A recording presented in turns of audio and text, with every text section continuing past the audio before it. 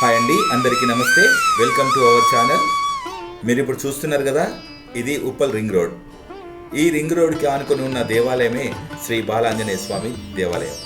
దాదాపు ఇటువైపు వెళ్ళే వారందరికీ ఇక్కడ దేవాలయం ఉంటుందని తెలుసు. కాకపోతే ఈ దేవాలయ చరిత్ర మాత్రం తెలియకపోవచ్చు. ఈ ఆలయంలో కొలువై ఉన్న శ్రీ బాలాంజనేయ స్వామి 16వ శతాబ్దం కాలం నాటి అతి పురాతన విగ్రహం ఇది. ఈ దేవాలయాన్నే ఈరోజు మీ అందరికీ చూపించాలనుకుంటున్నాను ఫ్రెండ్స్.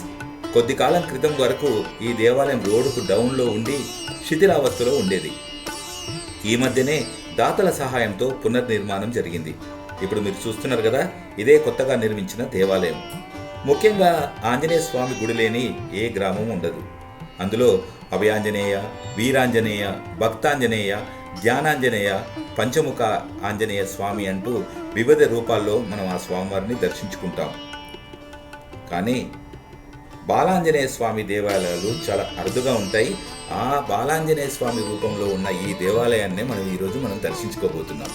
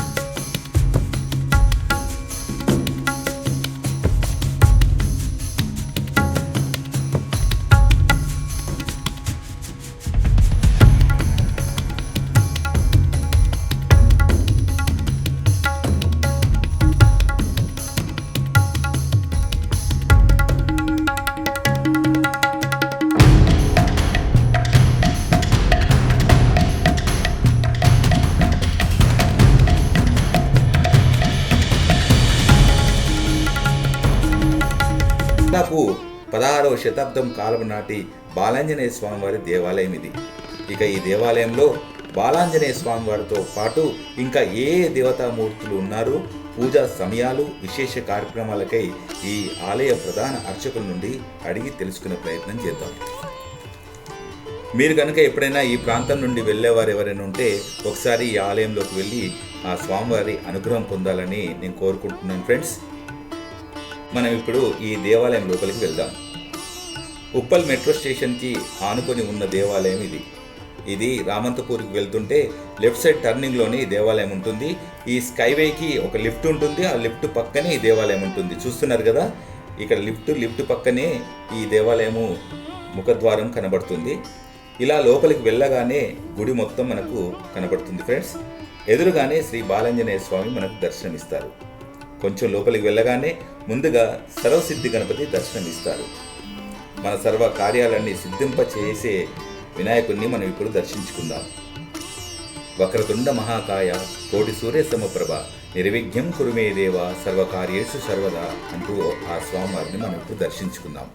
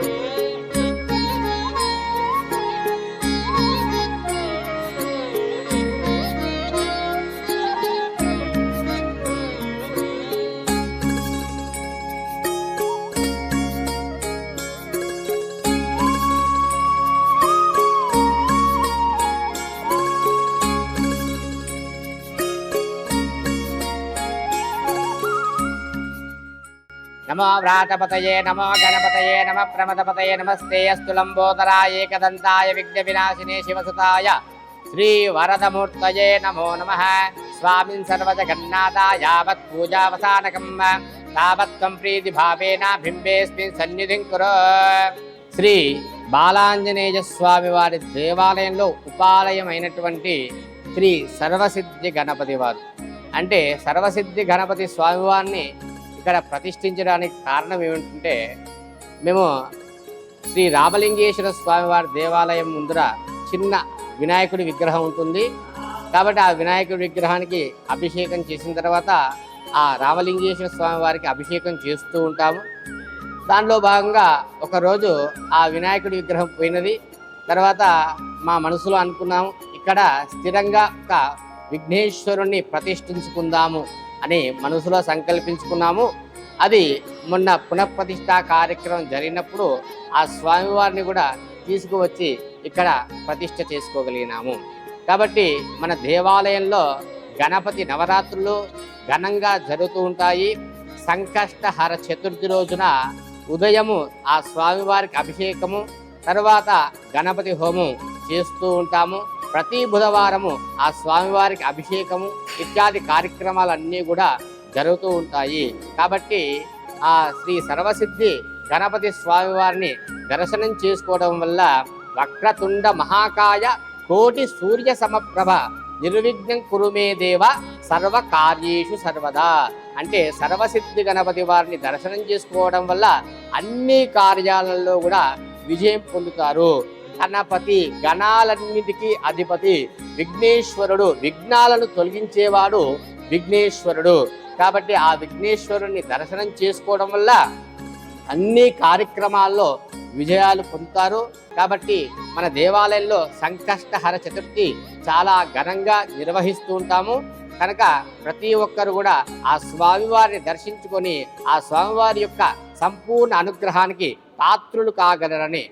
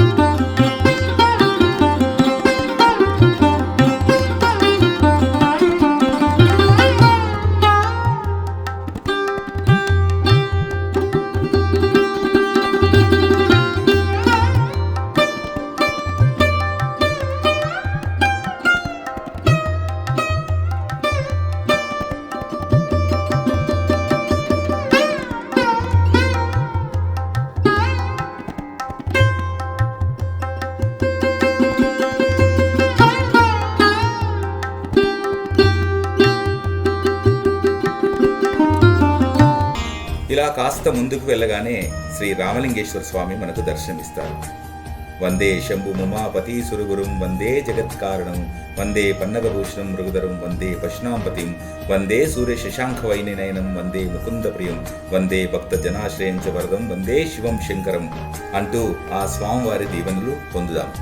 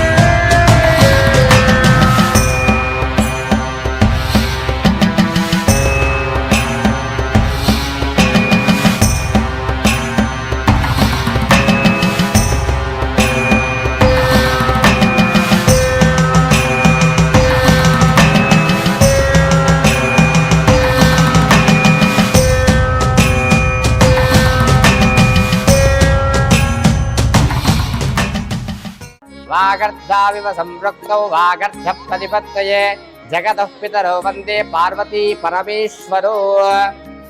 శ్రీ రామలింగేశ్వర స్వామి వారు శ్రీ బాలాంజనేయ స్వామి వారి యొక్క ఉపాలయమైనటువంటి శ్రీ రామలింగేశ్వర స్వామి వారు. అయితే ఈ రామలింగేశ్వర స్వామి వారిని ఇక్కడ ప్రతిష్ఠించుకోవడానికి కారణం ఏమిటి అంటే, కొద్ది సంవత్సరాల క్రితము, అంటే దాదాపు ఒక 20 సంవత్సరాలు అవుతుంది. ఆ 20 సంవత్సరాల క్రితము నేను గణపతి నవరాత్రులు చేసే సమయంలో ఒక దగ్గర మన గణపతి నవరాత్రులు ఉత్సవాలు చేసే దగ్గర గణపతి మంటపం ముందర ఆ ఫౌంటైన్ లాగా వచ్చేది. అంటే అక్కడ శివుడి సిమెంట్తో చేసినటువంటి విగ్రహాన్ని అక్కడ పెట్టి ఫౌంటైన్ లాగా పెట్టారు. అయితే అక్కడ గణపతి నవరాత్రులు అయిపోయిన తర్వాత అక్కడ యజమాని కూడా అడిగాను, అయ్యా మీరు ఇక్కడ సిమెంట్ విగ్రహం ఉంది కదా, శివుంది చాలా చక్కగా ఉంది, మరి ఈ నవరాత్రులు అయిపోయిన తర్వాత ఏం చేస్తారయ్యా అంటే, ఏం లేదు పంతులు గారు, తీసుకొని మళ్ళీ షెడ్లో వేస్తాము, ఇది మంచిగా ఉంటే నెక్స్ట్ ఇయర్ పెడతాము, లేదంటే తీసేస్తాం అనగానే, అయ్యా అట్లా కాదు, చాలా చక్కగా ఉంది, నేను రోజు అభిషేకం చేసుకుంటాను, మా దేవాలయం పెట్టి తీసుకోవాలంటే అయ్యా తీసుకొని పంతులు గారు అని చెప్పేసి ఇచ్చారు వారు. అప్పుడు ఆ సిమెంట్ విగ్రహాన్ని, ఆ శివలింగాన్ని తీసుకొచ్చి కూడా నేను ఇక్కడ పెట్టుకొని నిత్యం కూడా రుద్రాభిషేకం చేస్తూ ఉండేవాను. అట్లా కొన్ని సంవత్సరాలు గడిచాయి. తర్వాత ఆ సిమెంట్ విగ్రహం కాబట్టి ఒక రోజున భిన్నమైంది. తర్వాత అయ్యో నేను నిత్యము ఆయనను సేవ చేసుకునేవాని, అభిషేకం చేసుకునేవాని, భిన్నమైంది, ఇట్లా ఇప్పుడు ఎట్లా అని చాలా బాధ కలిగింది. ఆ తర్వాత ఆ బాధ ఆ స్వామివారికి కూడా కలిగినట్టున్నది. ఆ బాధ, నా బాధని ఆ స్వామివారు కూడా విన్నవించుకున్న తర్వాత ఏం జరిగిందంటే, సాల్వేరి యాదగిరి గారని ఇక్కడ మన చిలకలగూడ ప్రాంతంలో ఉంటారు వారు కూడా ఈశ్వరుడికి పరమ భక్తుడు. అతను అనుకోకుండా ఆ రోజు సాయంత్రం వచ్చాడు మా దేవాలయానికి. వచ్చి, అయ్యా మేము కాశీ నుంచి విగ్రహాలు, శివలింగాలు తెచ్చామండి, అన్ని దేవాలయాలకు ఇస్తున్నాము, ఒకటే మిగిలిందండి, అది మీకు ఏమైనా అవసరమా, లేదంటే ఎవరికైనా ఇస్తారా చెప్పండి అని వారు చెప్పగానే, ఆహా కాశీ నుంచి ఆ విశ్వేశ్వరుడే నిన్ను పంపించాడని నేను భావించి, అయ్యా ఉదయమే మా శివలింగం కూడా భిన్నమైంది కాబట్టి మాకే కావాలయ్యా అని చెప్పగానే, తీసుకొని పంతులు గారు అని చెప్పగానే వెంటనే వెళ్ళి ఆ శివలింగాన్ని తీసుకొని వచ్చాను. అప్పుడున్నటువంటి పరిస్థితుల రీత్యా ప్రతిష్ట చేసుకోవడానికి చాలా ఇబ్బందికరంగా ఉండేది. తర్వాత నేనే యథాశక్తిగా ఆ స్వామివారిని పెట్టి ప్రతిష్ట చేసుకున్నాను. చేయగానే అప్పుడు రేకుల షెడ్ ఉండేది దేవాలయంలో కూడా. ఆ ప్రతిష్ట చేయగానే చాలా భారీ వర్షం వచ్చేసేసి ఎక్కడి నుంచో నీరు మాత్రం ఆ రేకులలో నుంచి వచ్చి స్వామివారి మీదే స్వయంగా పడ్డాయి. ఆ అభిషేకం చేస్తూనే ఉన్నారు జలంతో ఆ వరుణుడు కూడా. ఆ విధంగా ఆహా కాశీ నుంచి వచ్చినటువంటి ఆ స్వామివారు నిజంగా మహిమాన్వితమైనటువంటి స్వామివారు రామలింగేశ్వర స్వామివారు. అంటే మన కాశీ నుంచి తెచ్చినటువంటి ఈ శివలింగాన్ని కూడా ప్రత్యేకత, ఇక్కడ ఒక సర్పం ఉంటుంది, ఏవో సర్పము, ఇక్కడో సర్పం ఉంటుంది, ఇది కాశీ నుంచి తెచ్చినట్టుగా గుర్తుగా. ఆ విధంగా చేసుకొని ఆయనను ప్రతిష్ట చేసుకొని నిత్యం అభిషేకాలు చేస్తూనే ఉండేవారు. ఆ విధంగా ఆ అభిషేకాలు చేయడం వల్ల ప్రతి ఒక్కరు కూడా చాలా సంతృష్టిగా ఉండేది. ఆ తర్వాత కార్తీక మాసము, మహాశివరాత్రి, ప్రతి సోమవారం కూడా ఆ స్వామివారికి విశేషంగా అభిషేకం చేసుకోవడం జరుగుతూ ఉంటుంది. కార్తీక మాసంలో కూడా విశేషంగా చాలా కార్యక్రమాలు జరుగుతూ ఉంటాయి. హోమాలు, వ్రతాలు, అన్నదానాలు ఇత్యాది కార్యక్రమాలు కూడా ఆ స్వామివారికి నిర్వహిస్తూ ఉంటాము. అదేవిధంగా ఈ పునఃప్రతిష్ఠ కార్యక్రమం తర్వాత ఆ స్వామివారు కూడా ప్రతి మాస శివరాత్రి రోజు స్వామివారికి ఉదయము దుర్గా సహిత రుద్రహోమము, సాయంత్రం ప్రదోష కాలంలో రుద్రాభిషేకము నిర్వహిస్తూ ఉంటాము. అదేవిధంగా ప్రతి సోమవారం రోజు కూడా విశేషంగా అభిషేకాలు జరుగుతూ ఉంటాయి. కాబట్టి చాలా మహిమాన్వితమైనటువంటి స్వామివారు శ్రీ రామలింగేశ్వర స్వామివారు. ఆయనను ఒక్కసారి అభిషేకం చేసుకున్నా చాలు, మనకు అనుకున్నది ఖచ్చితంగా నెరవేరుతుంది. దేవాలయం యొక్క సమయాలు ఉదయం 6 గంటల నుంచి 11 గంటల వరకు, శనివారము, మంగళవారము, సోమవారము ఉదయం 5 గంటల నుంచి 12 గంటల వరకు ఉంటాయి. అదేవిధంగా ప్రత్యేకమైనటువంటి పండుగల రోజు కానీ, ప్రత్యేకమైనటువంటి ఏదైనా ఉత్సవాల రోజు కానీ ఇంకా సమయాన్ని కూడా పొడిగిస్తూ ఉంటాము. సాయంత్రం 5 నుంచి 7 గంటల వరకు లేదా 9 గంటల వరకు ప్రత్యేకమైనటువంటి రోజులలో ఉంటాము. కనుక ప్రతి ఒక్కరు విచ్చేసి ఆ స్వామివారిని దర్శించుకొని ఆ స్వామివారి యొక్క సంపూర్ణ అనుగ్రహానికి పాత్రులు కాగలరని మనవి.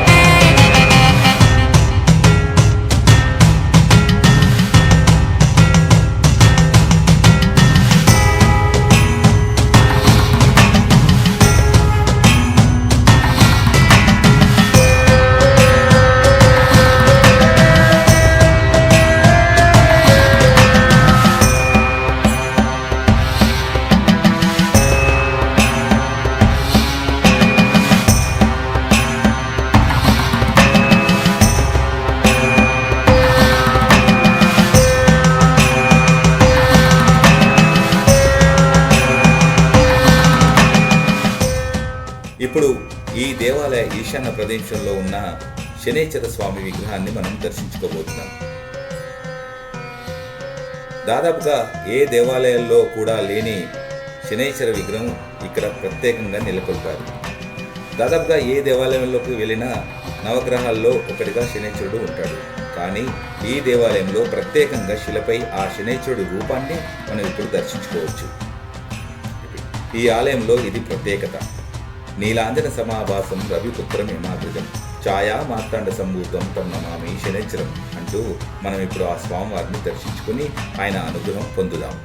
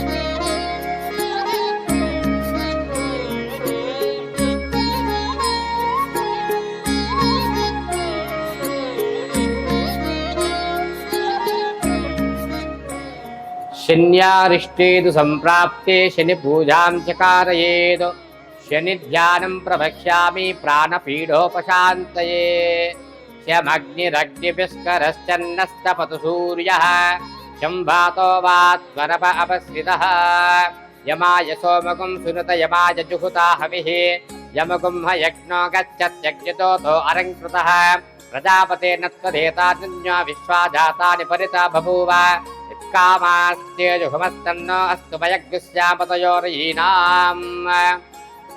శ్రీ బాలాంజనేయ స్వామి వారి యొక్క దేవాలయంలో ఉపాలయమైనటువంటి ప్రత్యేక శనేశ్వర స్వామి వారు అయితే జాతకంలో కూడా శని భగవానుడు ఇబ్బందిగా ఉంటే ఏం జరుగుతుంది?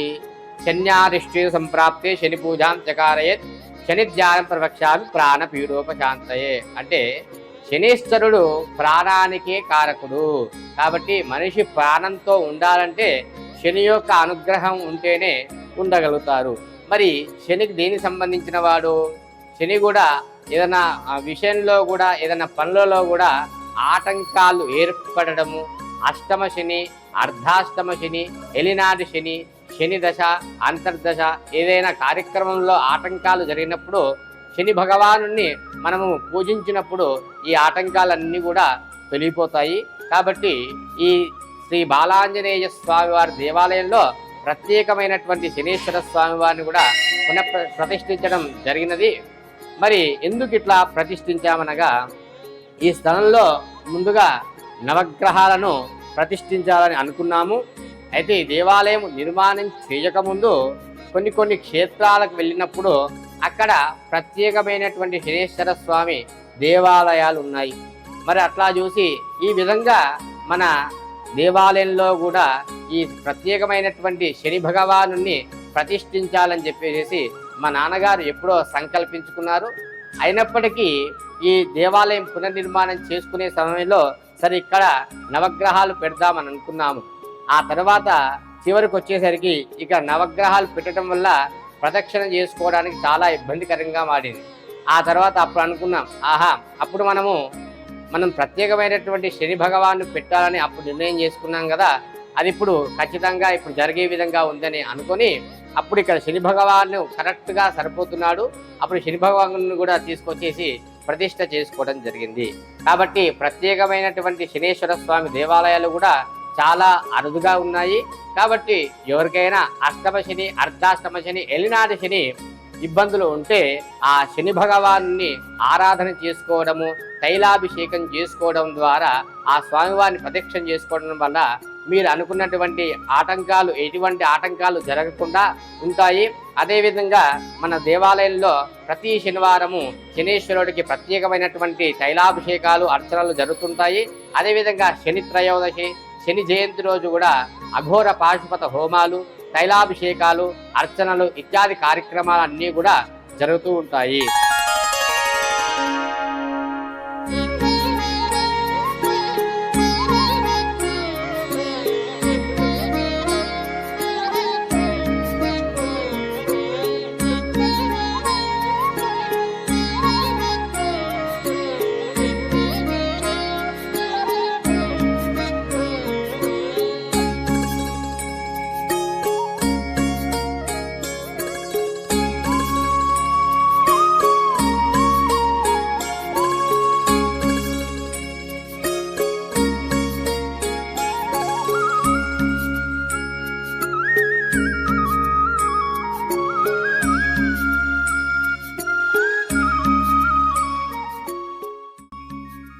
ఇక చివరిగా ప్రధాన దేవాలయం శ్రీ బాలాంజనేయ స్వామి దేవాలయం. ఇప్పుడు ఈ దేవాలయ విశేషాలన్నీ కూడా మీకు అందిస్తాను ఫ్రెండ్స్. ఈ వీడియో చివరి వరకు చూడండి, ఎక్కడ స్కిప్ చేయకండి. నచ్చితే లైక్ చేయండి, షేర్ చేయండి.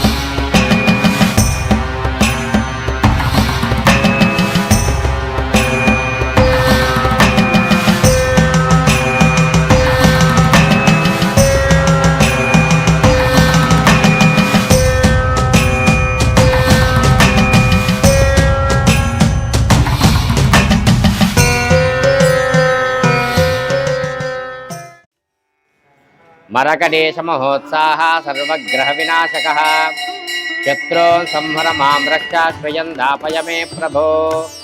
శ్రీరామ రామ రామేతి రమే రామే మనోరమే సహస్రనామ తత్తుల్యం రామనామ వరాననే. అందరికీ నమస్కారం. నేను శ్రీకాంత శర్మ. శ్రీ బాలాంజనేయ స్వామి వారి దేవాలయం, ఉప్పల్ రింగ్ రోడ్, హైదరాబాద్, తెలంగాణ. శ్రీ బాలాంజనేయ స్వామి వారు గత 530 సంవత్సరాల క్రితము ఉప్పల్ క్షేత్రాన్ని వీక్షిస్తూ ఉప్పల్లో కూడా వెలిసినటువంటి మహిమాన్వితమైనటువంటి శ్రీ బాలాంజనేయ స్వామి వారు వారి యొక్క చరిత్ర ఏమిటనగా, పూర్వము వ్యాసరాజ తీర్థుల వారు అంటే రాఘవేంద్ర స్వామి మంత్రాలయం రాఘవేంద్ర స్వామి వారి యొక్క తర్వాత పూర్వం జన్మైనటువంటి వ్యాసరాజ తీర్థుల వారి యొక్క జన్మలో కూడా వారు ఆంజనేయ స్వామి వారికి పరమ భక్తుడు కాబట్టి ఈ భారతదేశం మొత్తం కూడా సంచారం చేసినప్పుడు వారి యొక్క గుర్తుగా ఎక్కడైతే విశ్రాంతి పొందుతారో అక్కడ ఒక ఆంజనేయ స్వామి వారి విగ్రహాన్ని ప్రతిష్ఠ చేసి వాయు ప్రతిష్ఠ చేసి వెళ్ళేవారు. అట్లా భారతదేశం మొత్తం కూడా 732 విగ్రహాలు ఆ వ్యాసరాజ తీర్థుల వారు చెక్కారు.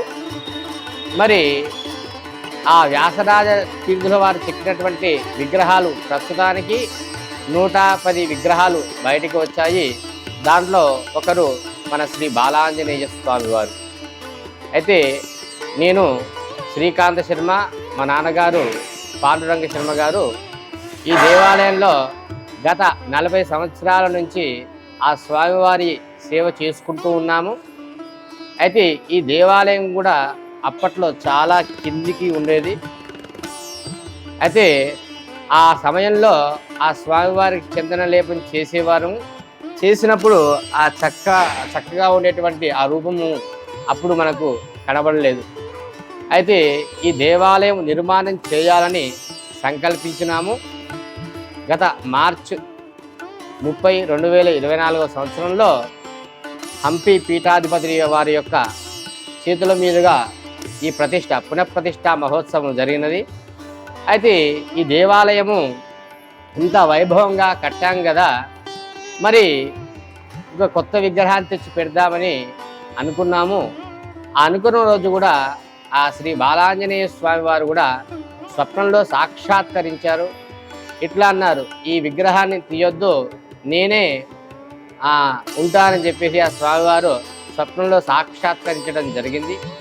ఆ తర్వాత మేము ప్రతి శనివారం రోజు కూడా పాత చందనం సింధూరం ఆ స్వామివారికి ఉన్నటువంటి సింధూరం అంతా పాత తీసేసేసి కొత్తది పెడుతుంటాము. మరి ఆ రోజు రాత్రి స్వప్నంలో సాక్షాత్కారం చేసిన తర్వాత ఆ చందనం తీసేసరికి కూడా చాలా ఎక్కువగా వచ్చినది. అలా తీసిన తర్వాత ఆ స్వామివారి యొక్క రూపు, ఆ మొహము చిన్నగా బాలుడి యొక్క రూపం ఎట్లా ఉంటుందో అలా కనబడింది. ఆ తర్వాత శంఖము చక్రము, తర్వాత ఆ స్వామివారికి శిఖ అంటే పిలుక ఉంటుంది, తర్వాత గద, ఆ తోక కూడా ఆ స్వామివారి శిరస్సు మీదకి వెళ్ళి ఒక వృత్తాకారంలో ఉంటుంది. మరి ఇదంతా కూడా మేము అప్పటి నుంచి చేసినప్పుడు ఇదంతా రూపం అనేది సరిగ్గా కనబడలేదు. మరి ఈ విధంగా కనబడింది ఏంది అని ఆరాధ్యగా తేలింది ఏంటంటే ఈ స్వామివారు కూడా వ్యాసరాజుల తీర్థుల వారు గత 530 సంవత్సరాల క్రితము చెక్కి ఇక్కడ వాయు ప్రతిష్ఠ చేసినట్టు కూడా నిర్ధారణ జరిగింది. మరి ఆయన చెక్కినట్టుగా గుర్తులు ఏంటివయ్యా అంటే శంఖము, చక్రము, ఆ స్వామివారి యొక్క తోక తలపైకి వచ్చేసేసి వృత్తాకారంగా ఉండడము, గద ఉండడము, పిలుక ఉండడం, ఇవన్నీ కూడా ఆయన చెక్కినట్టుగా గుర్తులు పెట్టుకునేవారు. మరి అన్ని గుర్తులు కూడా ఈ స్వామివారికి ఉన్నాయి. కాబట్టి ఈ బాలుడి యొక్క రూపంలో ఉన్నాడు కాబట్టి ఆంజనేయ స్వామి బాలాంజనేయ స్వామి వారు అయ్యారు.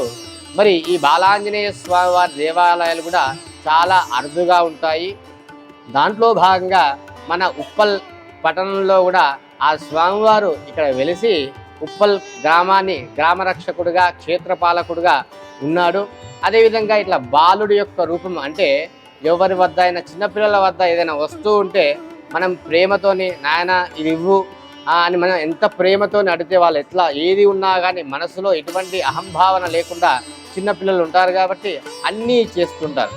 అట్లానే ఆ స్వామివారి దగ్గరికి వచ్చి మనం ప్రేమపూర్వకంగా ఆ స్వామివారిని భక్తి శ్రద్ధలతో వేడుకుంటే ఖచ్చితంగా ఆ స్వామివారు తమ యొక్క కోరికలను కూడా తీరుస్తూ ఉంటారు.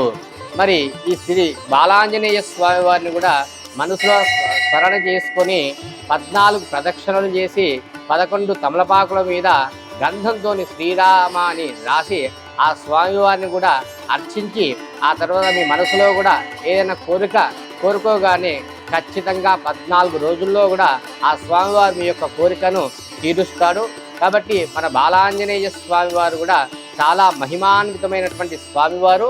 కాబట్టి ప్రతి ఒక్కరు అంటే పిల్లలు అంటే బాలుడి యొక్క రూపంలో ఉన్నాడు కాబట్టి బాలారిష్ట దోషాలు అంటే పిల్లలు పుట్టిన సమయం నుంచి 13 సంవత్సరాల వరకు బాలారిష్ట దోషాలు ఉంటాయి. ఆ బాలారిష్ట దోషాలు తొలగిపోవాలన్నా, అదేవిధంగా విద్యార్థులు విద్యలో మంచిగా రాణించాలన్నా, ఉద్యోగాలలో ఆటంకాలు ఏర్పడినా కానీ, ఏమైనా ఇబ్బందులు కలుగుతున్నా కానీ ఆ స్వామివారిని కూడా పూజించడం వల్ల మీ యొక్క కోరికలు కూడా తక్షణమే తీరుస్తాడు.